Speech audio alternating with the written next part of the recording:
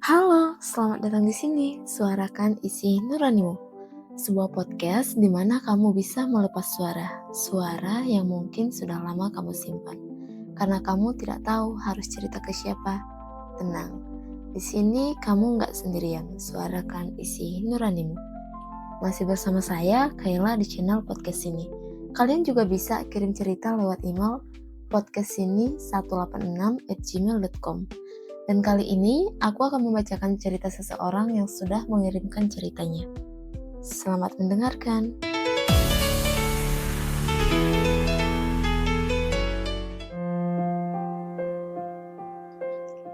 Halo Kayla, aku ingin berbagi cerita tanpa menyebut siapa aku. Semoga ini bisa sampai dengan baik meskipun tanpa nama. Aku tak pernah menyangka sebuah pertemuan kecil di dunia maya bisa menjadi awal dari cerita panjang yang begitu melekat di dalam hidupku. Semua berawal dari sebuah aplikasi, sebuah pertemuan tanpa rencana. Dari sana, aku berpindah ke Instagram. Dan entah mengapa, dari sekian banyak wajah di dunia, pandanganku terhenti pada dirinya. Ada sesuatu dalam tatapannya di balik layar ponsel yang membuatku jatuh perlahan tapi pasti. Kami mulai berbincang, hanya obrolan ringan pada awalnya. Sesekali terhenti, bahkan sempat lama tak bertegur sapa. Namun, takdir seolah mengikat kami kembali. Saat aku sedang bepergian ke Bromo, aku memberanikan diri mengiriminya pesan. Tak kusangka ia membalas dengan sebuah foto dirinya bersama teman-temannya. Hanya sebuah gambar, tapi dari situlah pintu kebersamaan kami terbuka lebar. Hari demi hari, obrolan kami semakin intens. Aku bercerita banyak hal padanya, tentang sejarah, tentang suku Jawa, tentang akar yang mungkin juga dimilikinya. Karena kakek neneknya berasal dari tanah Jawa, meski ia tumbuh di Sumatera.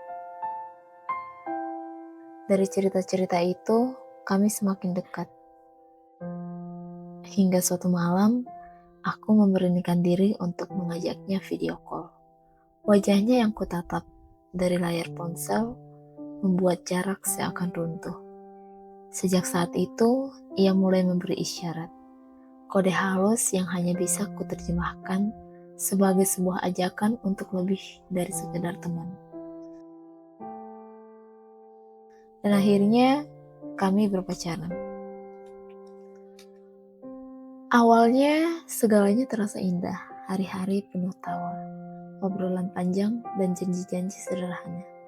Namun, aku belajar bahwa cinta bukan hanya tentang senyum dan kebahagiaan. Ada juga luka-luka kecil yang datang tanpa diundang. Pernah suatu malam, aku tak mengiriminya pesan. Aku pikir itu hal sepele. Toh aku masih bisa melihat postingannya di Instagram. Tapi baginya, itu sebuah kekecewaan. Besoknya, saat video call, ia mengungkapkan rasa kesalnya. Aku meminta maaf, dan kami berdamai kembali. Namun, badai tak pernah benar-benar jauh. Pada suatu malam lain, ia bertanya sesuatu tentang diriku. Dan tanpa sengaja, ia mengetahui bahwa sebelum kami berpacaran, aku sempat membuat streak TikTok dengan seorang teman perempuan. Meski itu terjadi sebelum kami bersama, baginya itu sebuah pengkhianatan. Ia benar-benar marah, dan dari situlah retakan pertama dalam hubungan kami muncul. Kami putus. Tapi aku tak menyerah, aku tetap menghubunginya, tetap mencoba mendekat. Hingga akhirnya kami kembali bersatu. Hubungan kami kembali hangat. Bahkan aku sempat dikenalkan kepada keluarganya. Aku kira kali ini akan berbeda. Aku kira kami sudah belajar dari luka yang lalu. Namun, kenyataan tak selalu sesuai harapan. Aku membiarkannya pergi bersama teman-temannya, percaya bahwa semua akan baik-baik saja. Tapi ketika ia berfoto berdua dengan salah satu teman laki-lakinya, hatiku mulai goyah. Aku menahan kecewa itu dalam diam, mencoba percaya. Namun kekecewaan tak berhenti di situ. Saat bermain game, ia terlihat seolah bercanda mesra dengan lawan jenis. Rasa cemburu yang kutahan akhirnya meledak. Aku ungkapkan rasa kesalku. Bukan karena aku membencinya, melainkan karena aku takut kehilangan dirinya. Tapi baginya, kata-kataku terdengar seperti penolakan. Ia marah, menuduh aku tak menyukainya. Padahal yang kubenci hanyalah sifatnya, bukan dirinya. Dan akhirnya, ia memilih pergi. Ia bilang ingin sendiri. Hubungan itu pun berakhir. Meski begitu, anehnya, kami masih bertahan dalam bayangan masa lalu. Ia ingin agar kami tetap saling menjaga hati, meski tak lagi berstatus. Tapi kenyataannya berbeda. Ia tetap bermain game dengan laki-laki lain.